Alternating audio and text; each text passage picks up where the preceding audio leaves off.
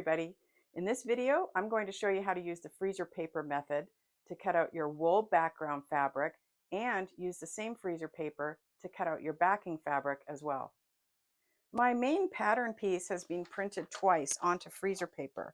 And then I just take the pieces and I set them on top of my wool fabric, nice and close to the edge. And then I can see through this freezer paper, so I'm just going to line up these bottom lines here. And then I'll use a hot, dry iron to adhere the freezer paper to the wool fabric.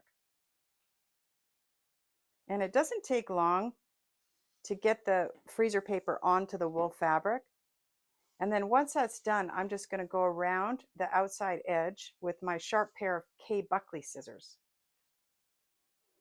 Okay, my main background wool is cut out, and then I will just go ahead and peel my freezer paper off of the wool. And I love the freezer paper method because it just gives a nice crisp edge all the way around. It looks really good. The beauty of freezer paper is it can be reused. So I'm going to use the same piece for my backing fabric. The freezer paper can be used more than once.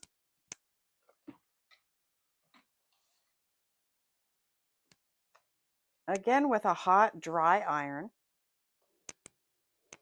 Okay, and now this is onto my backing fabric, and I'll just go around one more time and cut a nice clean edge. Now that I've cut out my backing fabric, I'll just go ahead and peel off the freezer paper one more time.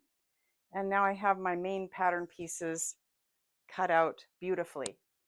I'm going to use the same freezer paper method to cut out all the shapes that are going to go onto our wool background.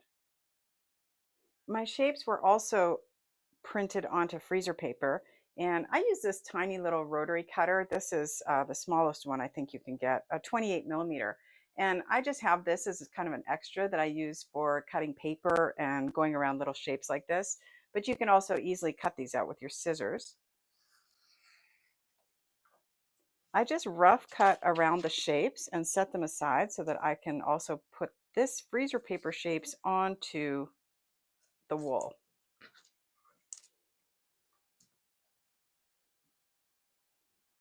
Okay, all of my freezer paper shapes are laid out onto my wool.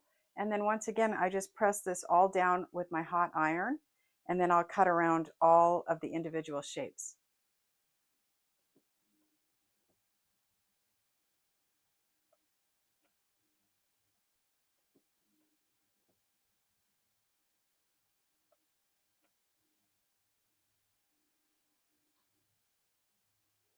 And now all of my freezer paper shapes are ironed down to the wool. And now I'll go around and cut carefully around each individual shape.